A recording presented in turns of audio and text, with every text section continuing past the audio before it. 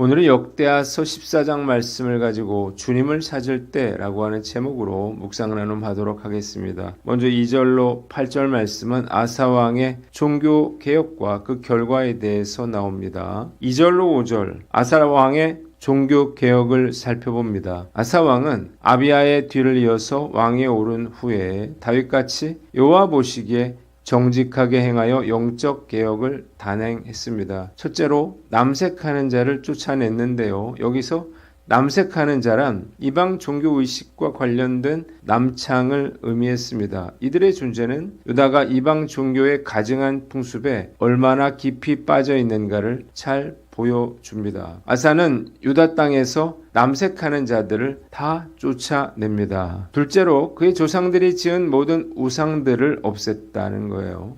솔로몬이 이방 아내들을 위해서 그들이 섬기는 신들을 만들고 섬긴 이후부터 유다에는 시돈 사람의 여신 아스타롯과 모압의 신 그모스와 암몬 자손의 신 말곰 등 이방의 대표적인 신들에 대한 우상 숭배가 행해졌습니다. 그런데 아사가 이 모든 우상들을 없앤 것입니다. 셋째로 태후 마아가를 폐위시켰다는 거예요. 마아가는 우상 숭배로 인해서 남편 솔로몬을 망하게 한 인물이고 아들 르호보암을 망하게 만든 인물이며 이스라엘을 우상 숭배로 이끌어간 인물이었습니다.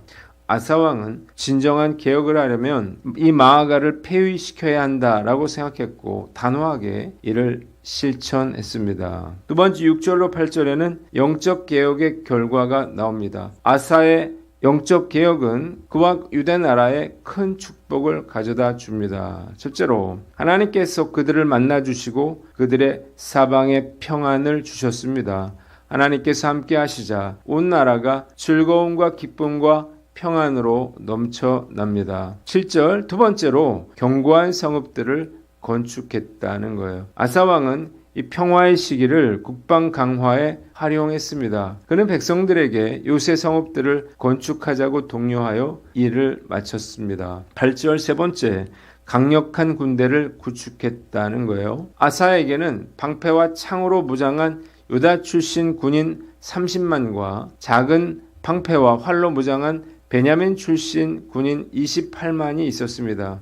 그들은 모두 용감한 정의 병이었습니다. 본문이 우리에게 주는 교훈이 있는데요. 영적 개혁에 도전하라는 거예요. 본문은 신앙적인 순종이 곧 국가 안보와 번영의 근원임을 보여줍니다. 나라든 가정이든 개인이든 변화되기를 원한다면 먼저 영적인 개혁이 선행되어야 한다는 거예요. 영적으로 변해야 생각이 변화되고 생각이 바뀌어야 우리의 행동이 바뀌고 행동이 바뀌어야 우리의 운명이 바뀌기 때문이죠. 우리도 아사왕이 했던 것처럼 죄의 근원이 되는 것을 뿌리 뽑아야 하는 것입니다. 나로 하여금 죄짓도록 만드는 것이 무엇인가 그것을 드러내고 뿌리를 뽑아야 하는 거예요. 잡초를 제거하려면 뿌리까지 뽑아야 하는 것처럼 죄도 뿌리를 제거해야만 합니다. 그래야 죄를 반복하지 않을 수 있는 거예요. 어떤 죄의 뿌리를 뽑아야 할까요? 첫째로 음란의 죄를 제거해야만 합니다. 하나님께서 가나안 백성들을 진멸하라고 이스라엘 백성들에게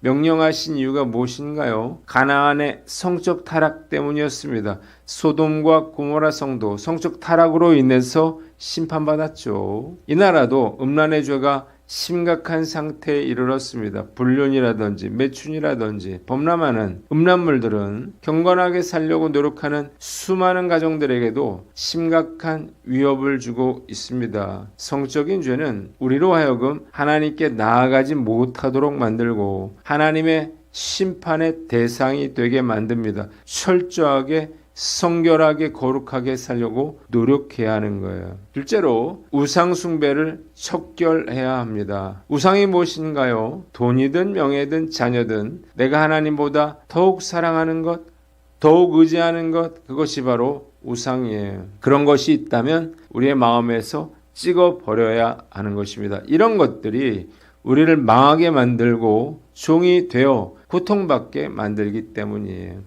칼 힐터라고 하는 분은요, 하나님을 대신하여 인간을 지배하는 세 가지 강력한 힘이라고 할 수 있는 돈과 명예와 향락을 끊어버리면 그때부터 사람은 비로소 자기가 자유롭다고 느낄 것이다 라고 말했습니다. 음란과 우상을 척결할 수 있는 가장 좋은 방법은요, 욕심을 버리는 것입니다. 욕심을 버리면 저절로 이런 우상 숭배에서 벗어날 수가 있는 거예요. 죄성을 타고난 인간이 욕심을 버리는 일은 어려운 일이죠. 일시적으로는 가능해도요, 지속하는 것은 불가능한 일입니다. 그러나 방법이 있습니다. 영적인 것으로 우리의 영혼을 채우는 거예요. 요즘 열심히 말씀을 묵상하고 전도하고 기도하는 일에 최선을 다하려고 노력하고 있는데요. 이렇게 하면 저절로 세상 욕심이 사라지고 자유함과 기쁨을 누리며 살게 되는 것입니다. 주께서 우리 안에 영적인 개혁을 일으키셔서 우리 안에 시작된 영적인 변화가 성도들에게로 또 한국 교회로 이어져서 놀라운 영적인 혁명의 역사가 일어나기를 주님의 이름으로 축원합니다. 두 번째, 9절로 15절 말씀인데요. 구스와의 전쟁과 승리에 대해서 나와 있습니다. 9절로 11절은 첫째로 아사왕의 기도가 나옵니다. 구스 사람 세라가 유다를 치려고 100만 명의 군사와 병거 300대를 이끌고 마레사로 쳐들어왔습니다. 구스 군대는 아사왕의 전체 군사력인 58만 명을 훨씬 능가하는 숫자였습니다. 아사왕은 이들에 맞서 마레사의 스바랴 골짜기에서 전열을 갖춘 후에 하나님 말고는 우리를 도와줄 자가 없고 우리가 오직 하나님만 의지하고 나왔사오니 사람이 주를 이기지 못하게 하옵소서 간절히 하나님께 부르짖어 기도했습니다. 두 번째 12절로 15절 하나님의 응답과 승리에 대해서 나옵니다. 기도를 들으신 여호와께서 직접 구스 사람들을 아사와 유다 사람들 앞에서 치시자 구스 사람들은 도망했고 아사와 그의 군대는 그랄까지 추격하여 살아남은 자가 한 명도 남지 않을 정도로 완전히 패망시켰습니다. 또한 유다군은 이 전쟁을 통해서 엄청나게 많은 물건들을 노력했고요. 그랄 사면에 모든 성읍을 치고 많은 양과 낙타를 이끌고 예루살렘으로 돌아오게 됩니다. 아사왕의 기도가 응답된 이유가 있는데요. 첫째로 그의 기도는 오직 주님만을 유일한 구원자로 인정하는 믿음의 기도였습니다. 아사왕은 100만 명 대 58만 명의 압도적인 병력 차이 앞에서 자신의 능력을 내려놓았습니다. 그리고 힘이 강한 자와 약한 자 사이에는 오직 주밖에 도와줄 자가 없다라고 고백하면서 자신의 군대가 아니라 하나님만이 절대적인 구원자임을 철저하게 인정했습니다. 두 번째, 개인의 승리보다 하나님의 명예가 실현되기를 구하는 기도였어요. 아사왕은 자신의 왕국이나 생존에 초점을 맞추지 않고 하나님의 명예에 초점을 맞추었습니다. 사람이 주를 이기지 못하게 해달라는 거예요. 만약 하나님을 의지하는 그의 군대가 구스에게 패배한다면 사람들이 유다의 하나님은 구스를 이기지 못하는 무능한 신이라고 조롱할 것을 그는 우려했습니다. 전쟁에서의 승리를 통해서 하나님의 살아계심이 증명되게 해달라는 거예요. 본문이 우리에게 주는 교훈이 있는데요. 첫째로 하나님만 의지하라는 거예요. 아사왕은요, 하나님만 의지함으로 8만의 병력으로 100만 대군을 물리치고 대승을 거두었습니다. 병력보다 더 중요한 것은 바로 하나님의 도우심이라고 하는 사실을 알아야 하는 거예요. 기드온의 300용사가 미디안의 13만 5천 명의 군사를 물리쳤죠. 가진 것이 없고 상황이 좋지 않더라도 하나님만 의지하여 도움을 구해야 하는 거예요. 하나님이 역사하시면 얼마든지 승리할 수 있고 얼마든지 그 어려움을 이겨낼 수가 있는 것입니다. 어려운 상황을 만났다면요, 불평하거나 원망하지 말고 하나님을 철저하게 의지할 기회로 삼아야 합니다.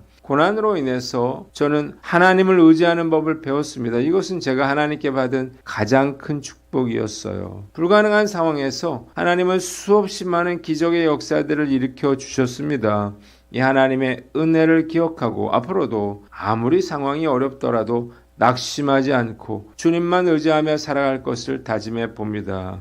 두 번째, 하나님의 영광을 위해서 기도하라는 거예요. 우리 학업이나 직장에서 해결 불가능해 보이는 난관에 부딪혔을 때에 주님, 이 문제가 해결되게 해주세요라고 기도할 게 아니라 주님의 지혜로 이 일이 해결되어 이 일을 보는 사람들이 저 사람의 지혜는 어디서 오는가 묻게 해달라고 기도하라는 거예요. 재정적인 기도도 마찬가지예요. 하나님, 제가 가난해지는 것이 두려운 것이 아니라 세상이 제가 믿는 하나님을 신실하지 못한 분으로 오해하여 하나님의 영광을 가리울까 두렵습니다. 주께서 이 상황에 개입하셔서 주님이 모든 것을 공급하시는 분임을 제가 간증할 수 있도록 도와주십시오라고 기도하시라는 거예요. 허드슨 테일러는 19세기 중국 내지 선교회를 설립하고 재정 지원 요청이나 모금 활동을 일절하지 않고 오직 기도로만 선교회의 모든 필요를 채웠습니다. 이는 중국 사람들에게 테일러의 하나님은 살아계시고 신실한 분이심을 직접 보여주려는 것이었어요. 어느 날 선교회 통장에 단 한 푼의 돈도 남지 않았습니다. 당장 선교사들이 쓸 돈과 구아들을 먹일 식량이 없었어요. 테일러는 동역자들과 함께 금식하면서 하나님께 부르짖어 기도했는데 그의 기도는 단순히 돈을 채워주십시오가 아니었습니다. 아사왕처럼 하나님의 명예를 최우선으로 구했습니다. 하나님, 만약 저희 선교회가 재정 문제로 문을 닫게 된다면 중국인들은 저들의 하나님은 무능하다라고 말할 것입니다. 저희의 실패가 하나님의 영광을 가리지 않도록 당신의 놀라운 방법으로 저희의 필요를 채워주십시오. 그가 간절히 기도하고 있을 때에 한 영국의 사업가가 특정 날짜까지 선교비 전액을 보내라는 강한 감동을 받았어요. 그래서 거액의 선교비를 우체국에 맡긴 것이 확인이 되었습니다. 그 돈은 선교회의 재정이 완전히 바닥난 바로 그날 마치 하나님께서 시간을 맞추신 것처럼 극적으로 도착하여 모든 필요를 해결했습니다. 이 기적적인 응답은요, 내지 선교회의 사역을 지속하게 했을 뿐만 아니라 인간의 능력을 신봉하던 중국인들과 외부 사람들에게 허드슨 테일러의 하나님은 살아계시고 기도를 통해 역사하시는 분이라는 명확한 증거를 제시했습니다.